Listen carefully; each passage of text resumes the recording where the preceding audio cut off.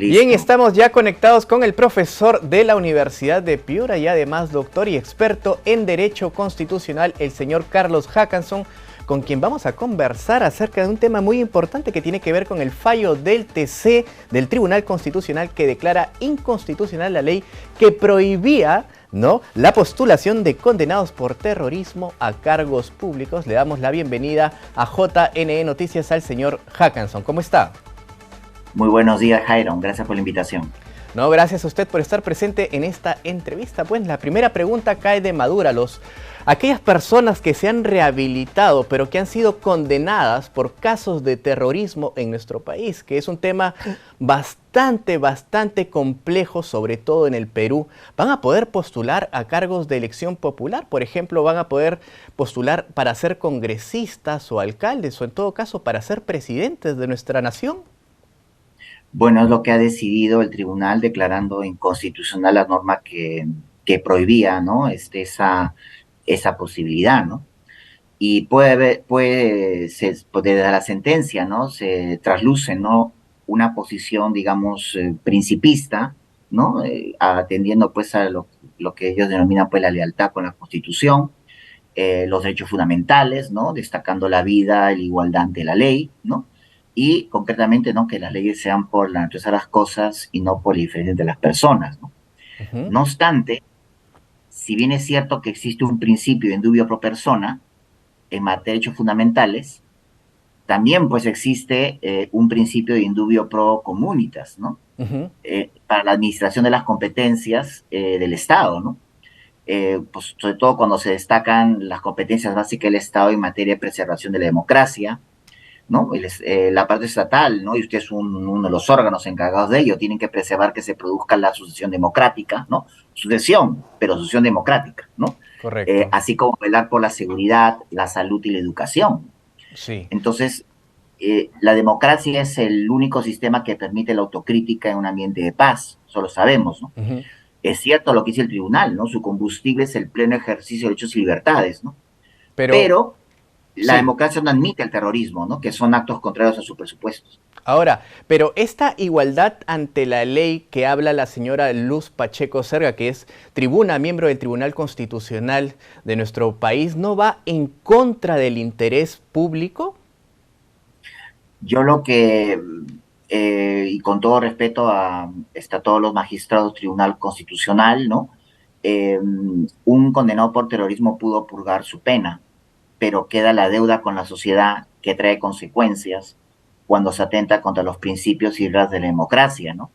En otras palabras, cuando se menoscaba o querer eliminar el Estado constitucional de derecho o poner en peligro la existencia e integridad de la República, ¿no?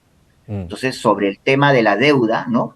En el caso del Perú se agrava porque el Perú no garantiza la plena rehabilitación.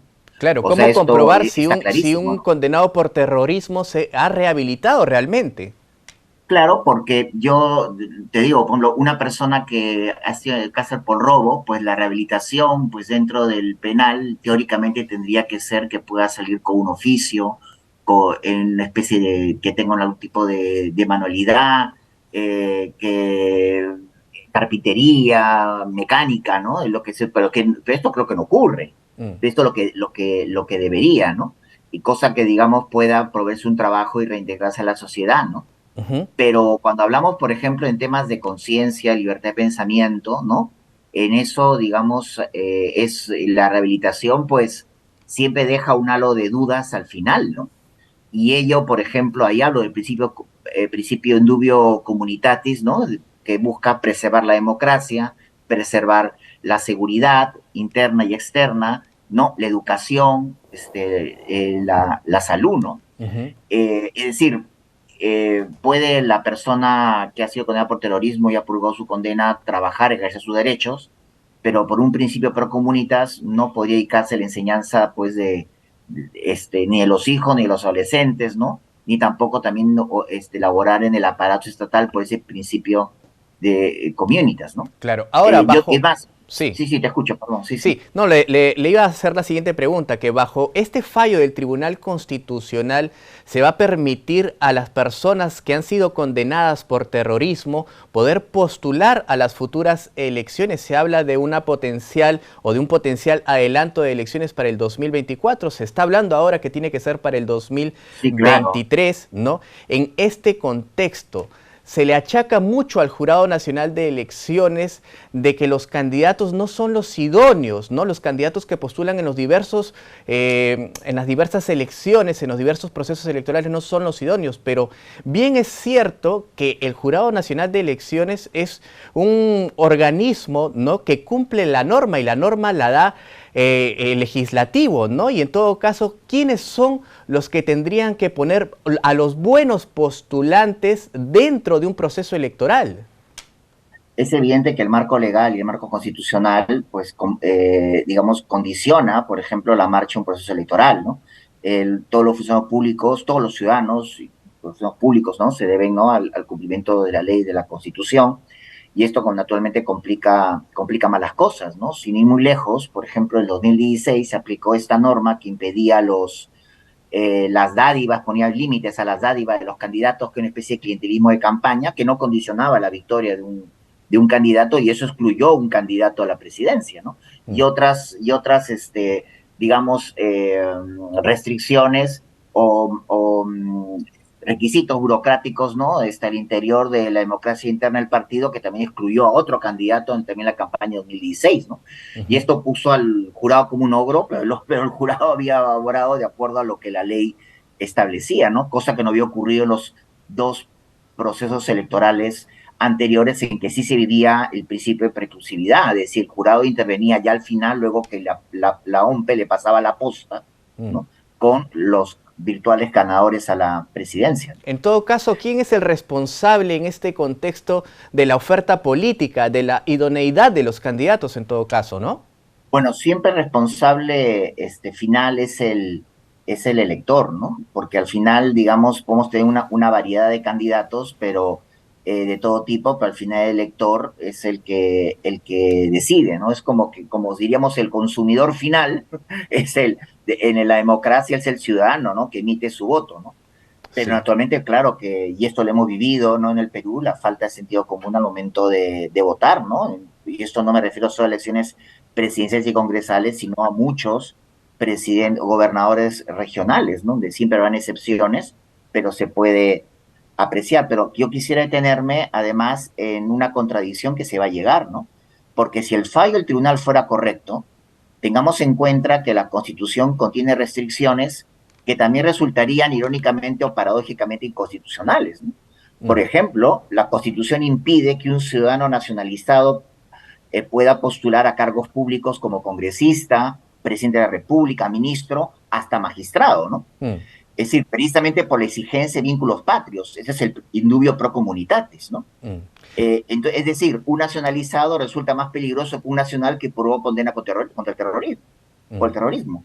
Entonces, Sí. eso es una contradicción dentro de la Constitución, a ese nivel. ¿Por qué? Porque hace una digamos, interpretación muy rígida en cuanto al principista, pero no armonizada con un principio pro comunitatis. Claro. Recordemos que en Alemania, tras la barbarie nazi, la Constitución alemana, cosa que nosotros no hemos hecho, el inciso 2 del artículo 21 de la Ley Fundamental de Bonn, dice algo como lo siguiente, ¿no? Que está prohibida la inscripción de partidos políticos que en virtud de sus objetivos o del comportamiento de sus integrantes se propongan menoscabar, ¿no?, o eliminar el Estado constitucional de derecho o poner en peligro la existencia de la integridad de la República. Correcto. Ese párrafo podría ser una reforma constitucional como una salida que el Congreso podía dar ante la decisión del tribunal, y podría estar establecida, creo yo, en el segundo párrafo del artículo 35 de nuestra Constitución. En todo caso, ¿se puede revertir la decisión del Tribunal Constitucional, profesor? Yo creo que se puede revertir, pero ahora la decisión del Tribunal Constitucional pues es cosa juzgada, ¿no? Mm. Pero yo creo que atendiendo una reforma constitucional, ¿no?, y sobre todo viniendo de Alemania, ¿no?, que nadie va a dudar que que la ley fundamental de Bonn ha sido todo un éxito, ¿no? Para un país como Alemania, que será uno de los países más cultos del mundo, pero no, históricamente no ha sido uno de los más democráticos. Pero la ley fundamental de Bonn del 49, pues ningún alemán puede, concibe vivir sin el amparo de ella, ¿no? Claro, ¿y quién tendría que hacerlo? ¿El Congreso de la República? Aprobar una ley de reforma a la Constitución que incluya un artículo que debió estar incorporado tras vencer el Estado peruano al terrorismo, ¿no?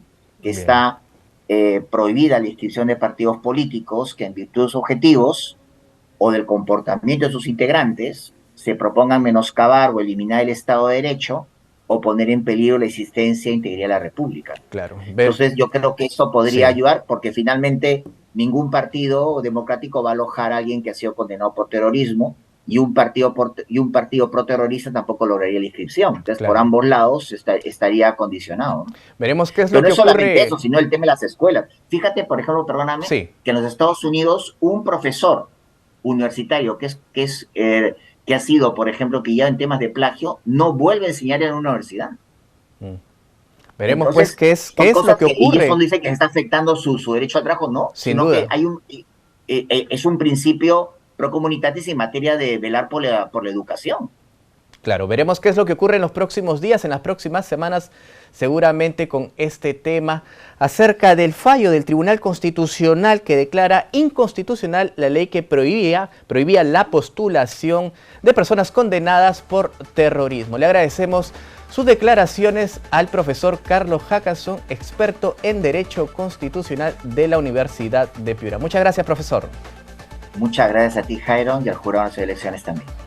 Bien, es momento de hacer una breve pausa, pero ya volvemos con mucha más información.